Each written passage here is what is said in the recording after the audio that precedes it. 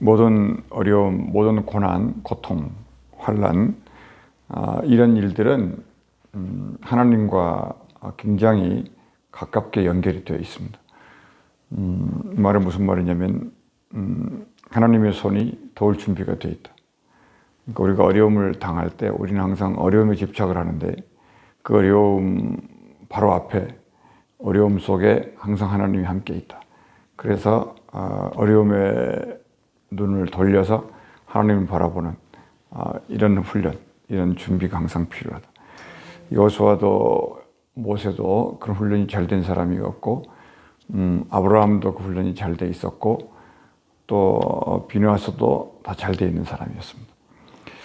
그렇게 보면은 이렇게 언제든지 우리가 하나님을 내려놓고 자기 자신이 앞서가려는 유혹이 항상 우리에게 있어요.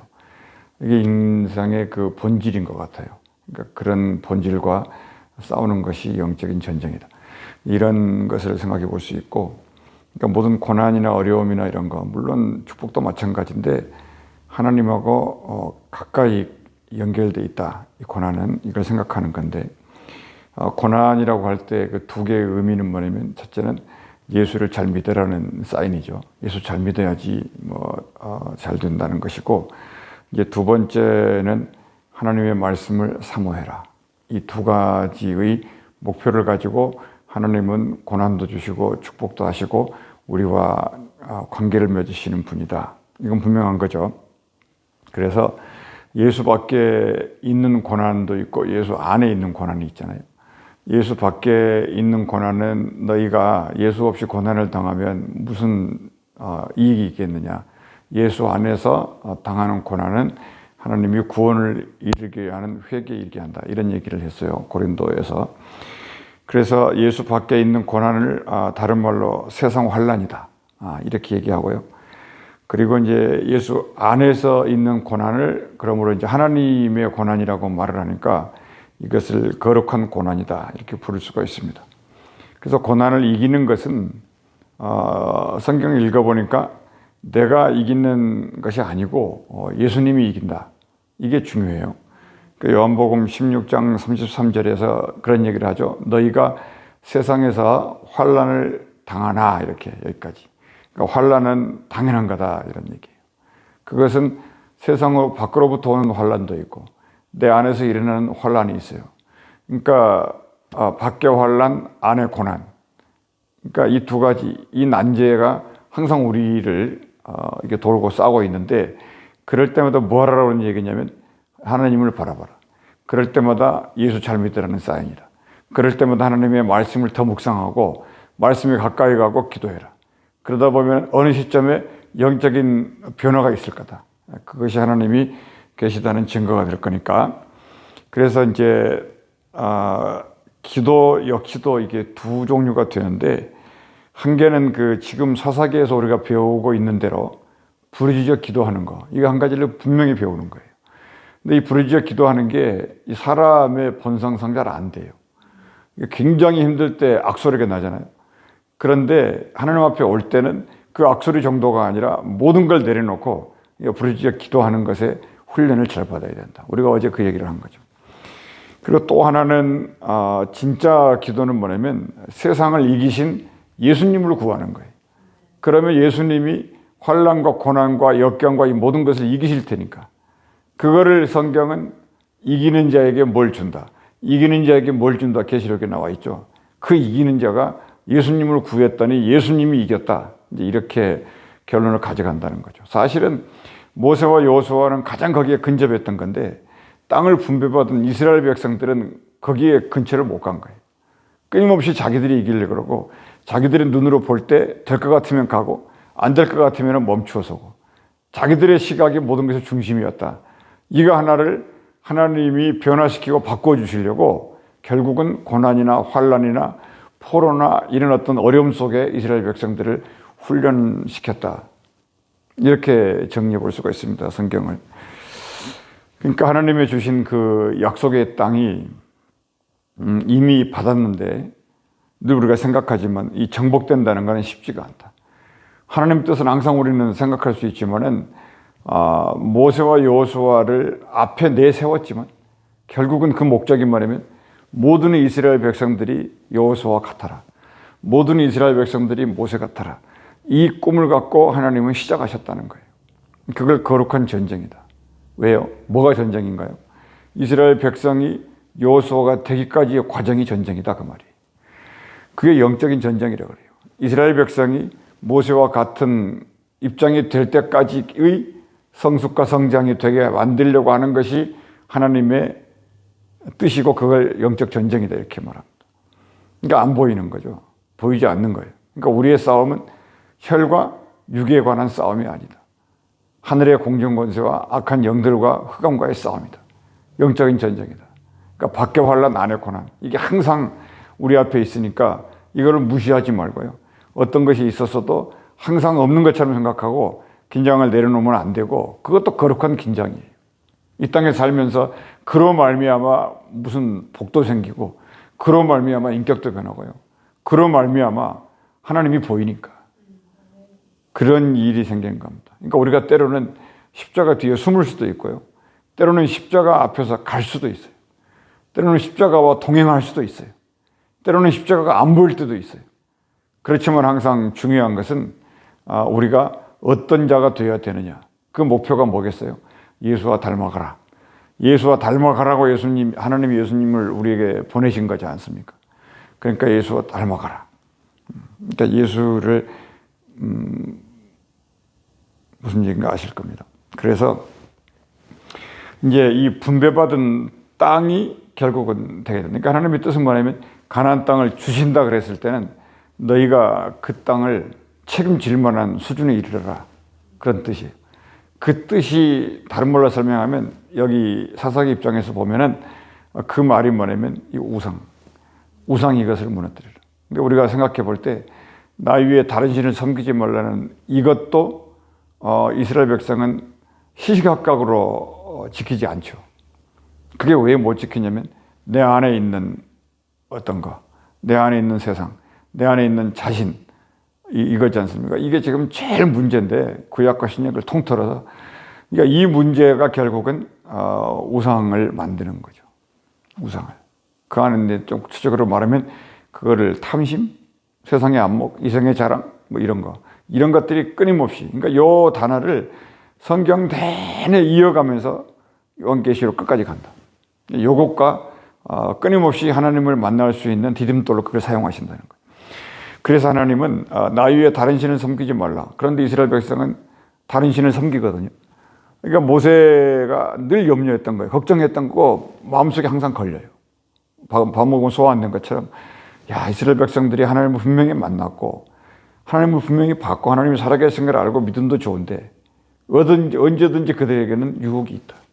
그 유혹이 뭐였냐는 거냐면 너희가 지키면 되고 안 지키면 안 되는 건데 안 지키면 안 되는 것이 모세는 이들이 그러면 안 되는데 이걸 염려를 했는데 가나안 땅에 정복해서 들어가서 딱 풀어놓으니까 그 안에서 백성들이 하나같이 하나님을 배반하고 하나님을 떠나고 자기들의 생각, 자기들의 꿈, 자기들의 어떤 탐심 이런 것들로 다른 우상과 그 원주민들, 일곱 족속들과 계속 짝을 맺고 혼인을 하고 그들과 거래를 하고 장사를 하고 그들과 뭐 새로운 걸 만들려 보려고 그러고 그들하고 막 이런 일을 했다는 거예요. 이거 오늘날로 말하면 무역 아니겠습니까?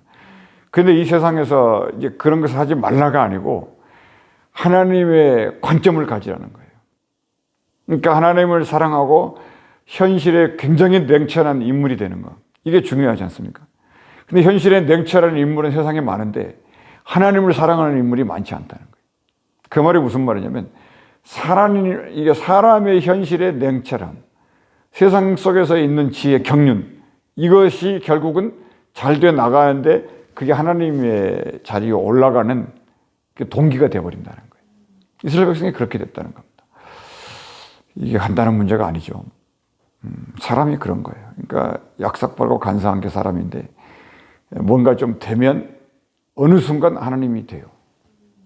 이거 굉장히 위험한 거예요. 그러니까는 그때부터 이제 또 뭔가 겉으로 볼 때는 잘 먹고 잘 사는 것 같아. 나라들도 그렇고 개인도 그렇고. 그런데 그 바로 얼마 지나지 않아서 또 이제 고난이 계속하고 환란이 오는데 이거를 믿는 사람들은 아는 거예요.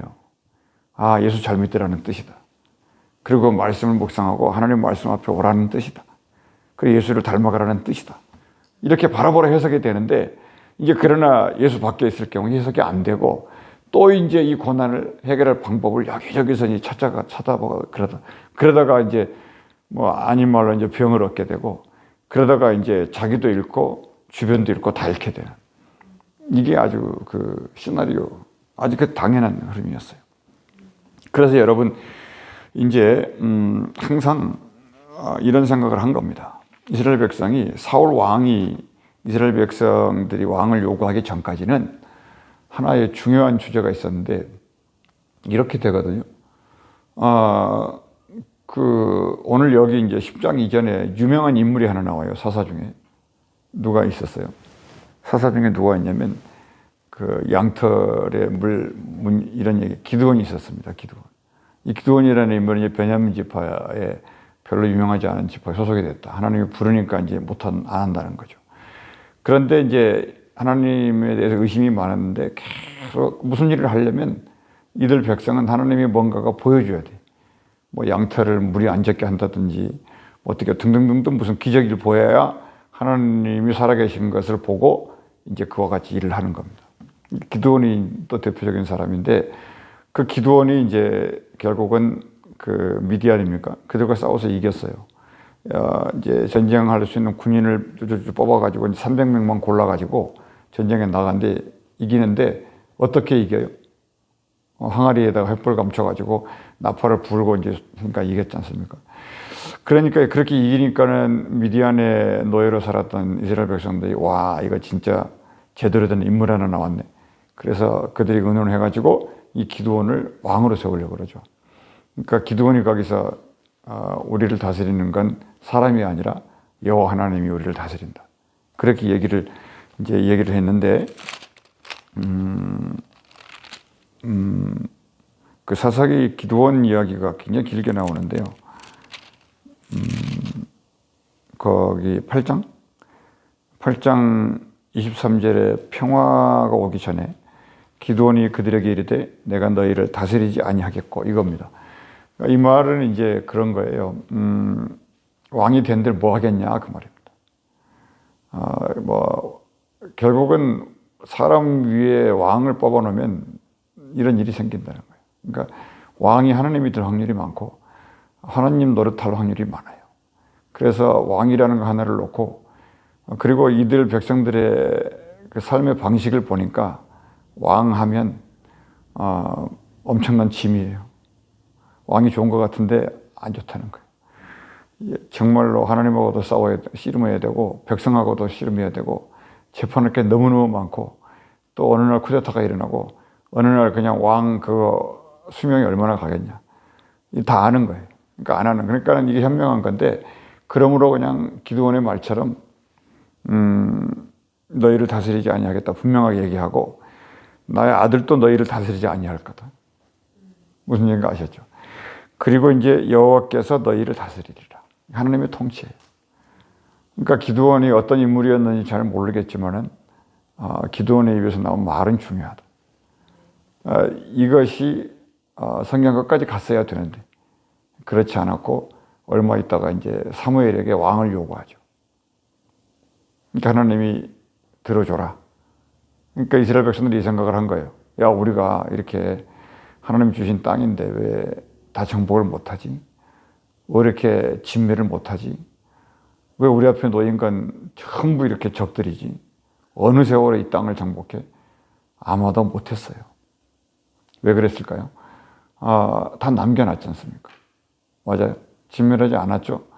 그리고 이제 사사들이 중간중간에 등장을 해가지고 이제 이스라엘 백성들을 구원시켰는데 근데 그러다가 하나님은 계속 이제 백성들을 왜 어떻게 해야 된다고요? 훈련을 시켜야 된다고요. 무엇로 훈련시킵니까? 하나님의 말씀으로. 근데 그 하나님의 말씀을 하나님이 자녀들을 사랑하고 전쟁을 경험해보지 못했고 전쟁이 뭔지를 모르니까 훈련하는 방식은 때는 이때다. 하나님의 말씀을 가르쳐야 한다는 거예요. 그거거든요. 그래서 일계명을 어겨도 그냥 옛날 같으면은 정말로 하나님이 바로바로 뭔가 이렇게 조치를 취하셨을 텐데 그걸 가지고 이제 기도하게 만드는 거죠. 그러지 않았었습니까? 근데 오늘 말씀은 뭐냐면 결국에는 그렇게 이제 습관이 되어버린 거예요. 뭔 일이 생기면 야 부르짖어 기도하자. 그럼 하나님이 이제 또 도와줘요. 그러면 또 이제 자기 길로 돌아가고 그 다음에 또 뭔 일 생기면 다 모여가지고 또 부르짖어 기도해. 그리고 오늘은 뭐냐면 두 번째 훈련인데 이스라엘 백성의 잘잘못을 따지는 그걸 떠나서 하나님의 입장에서 이 백성들을 키우는 거예요. 그러니까 오늘은 뭐냐면 부르짖어 기도하고 응답받고 부르짖어 기도하고 응답받고 이게 아니지 않습니까? 그러면 응답받을 때는 좋은데 또 이제 자기들 하고 싶은 대로 하고 또 응답받고 이것에 대해서 안 되니까 하나님이 오늘 제목이 사사기 10장의 제목은 응답 없음 이게 제목이에요. 그러니까 하늘 문을 닫아버린. 그러니까 너희들은 이제 더 이상 이제 그렇게는 안 된다. 그렇게 살아가지고는 꼬리밖에 안 된다. 이 세상 내놓아도 아무것도 쓸모가 없다 이거예요. 그냥 가나안 땅 정복은커녕 날마다 그냥 밀고 땡기고 누가 잘하냐 이거밖에 안 할 거다. 그러나 우리 하나님의 백성은 그게 아니다. 훈련되어야 된다. 그래서 하나님이 아예 응답을 안 해. 어떻게 안 하냐면 하늘 문을 닫고 이렇게 말해요. 그러니까 이스라엘 백성들이 언제 또 부르짖어 기도하냐면 막바지에 이르렀을 때 자기들 할 거 다 해보다가 이제 안 되니까 이제 부르짖어 기도합니다. 그럼 그때 부르짖어 기도하니까 하나님이 응답하셔야 되는데 전혀 대답이 없어요. 옛날 같은 하나님이 아닌 거예요. 그러니까 이들이 생각해내는 게 두 번째 회개하는 겁니다. 오늘 여기 말씀에 이게 두 개 회개하는 거예요. 6절 말씀에 이스라엘 자손이 다시 여호와의 목전에 악을 행했다. 여기서 그 다시라고 하는 말이 있죠. 그러니까 여호와의 목전에서 악을 행했다. 이게 무슨 뜻이라고요? 이게 이 말씀이 뭡니까? 우상을 또 섬겼다. 거기 우상들이 쭉 나와요. 바알, 아스다롯, 아람 신들, 시돈. 이게 신들이 굉장히 많은데 이들을 섬겼다는 겁니다. 이것도 이해가 되는 게 주변에 보인 게 전부 이 우상의 신이었어요. 그래서 7절 말씀에 여호와께서 이스라엘에게 진노하사 이렇게 나가죠. 그러니까 우상에 대해서 하나님이 진노하시는데 이걸 가지고 이제 이스라엘 백성들을 지금은 부르짖어 기도해서 응답받게 하는 그보다 한 단계 높여서 이들에게 응답을 안 해야 되겠다. 응답을 안 하니까 이제 죽을 맛이죠, 이제. 그래서 이들이 뭘 하냐면 드디어 할 수 있는 것은 하나밖에 없는 거죠. 주께 범죄하였나이다. 이렇게 나가요. 고백하는 겁니다. 자기들의 입으로 실토하는 거예요. 이걸 두 번씩은 얘기하는데 또 얘기하는 게 15절에도 이스라엘 자손이 여호와께 여쭐 때 우리가 범죄하였다. 그러니까 이거를 끌어내는 하나님이 그러니까 회개의 영을 보내서 끌어내는. 그러니까 회개의 영이라는 게 뭡니까? 하나님이 응답하지 않는 것. 이게 회개의 영이에요. 그러면 하나님 없이 못 사는 백성들은 뭐 죽을 것만 같은 거죠. 근데 죽겠는데 하나님이 가만히 계시냐고. 그래서 그럼 무슨 말입니까? 그건 회개하라는 뜻이구나. 빨리 알아먹어야 돼. 그리고 회개를 하는데 어떻게 회개를 해야 돼요? 정말 부르짖어서 하여튼 온갖 것을 다 하나님 앞에 회개하는 시간을 갖는 거예요. 이제 그러면서 알고 봤더니 내 안에 있는 이 악한 것들을 쏟아내라. 이제 그런 뜻이었겠죠. 그래서 이제 하나님이 무슨 말씀을 하시냐면 그래 응답하지 않으면서 굳이 한 말씀 하신 게 뭐냐면 그래 너희들이 그렇게 좋아하는 신들에게 한번 다 가서 거기다가 구하고 기도해라. 이렇게 말해버려요. 그러니까 아예 버리는 거죠. 그러니까 백성을 파는 거예요. 그러니까 구원하지 않아요. 그러니까 14절에 그 얘기가 나오는 거죠. 가서 너희가 택한 신들에게 부르짖어라. 굉장히 중요한 말. 이게 여호수아와 똑같은 말 아니에요. 여호수아가 마지막에 너희는 너희 신들을 택할 거냐? 그러나 나와 내 집은 여호와만을 택한다. 이렇게 됐잖아요. 근데 이걸 다 염려하는 말인데 사람들은 이상하게 염려하고 근심하는 거기에 다 걸려 넘어져요. 그러니까 염려하지 말고 예수님 말씀처럼 하나님을 믿으니 또 나를 믿어라. 이 훈련이 평생 가도 안 되는 것 같지 않아요? 그래서 내 힘으로는 안 되는 거다. 그러니까 예수를 구하고 하나님을 구하고 그럴 때마다 믿음을 갖고 나가고 이걸 해야 된다는 겁니다. 그래서 오늘 사사기 10장은 지금 그 얘기를 하는 거예요. 그러니까 이제 이렇게 이제 두 번째 훈련이죠. 하나님이 응답이 없을 때 회개하는 것밖에 딴 방법이 없다. 이게 영적인 전쟁이에요. 다른 데서 찾지 말라는 거예요. 아무 방법이 없어요. 뭐 우상하고 가서 딜을 하려고 그러지도 말고 너무 답답하니까 우상한테 가가지고 도와달라 그러지도 말라는 거예요. 그들은 도와준 것 같은데 결국은 도둑질하고 죽이고 멸망시키는 존재니까 힘들어도 없어도 하나님께 구해라. 이렇게 얘기를 하는 것입니다. 그러니까 여러분 우리가 이제 끝으로 이제 생각을 해본 것은 이렇게까지 이제 몰려 들어가는데 이 백성들이 그 약 이제 18년 동안 이렇게 사는 기간 동안에 이제 하나님이 이제 구원하지 않는다. 예수님도 그 요한복음 8장 44절 말씀에 이런 얘기를 하잖아요. 너희 아비 마귀 이런 얘기를 하지 않습니까?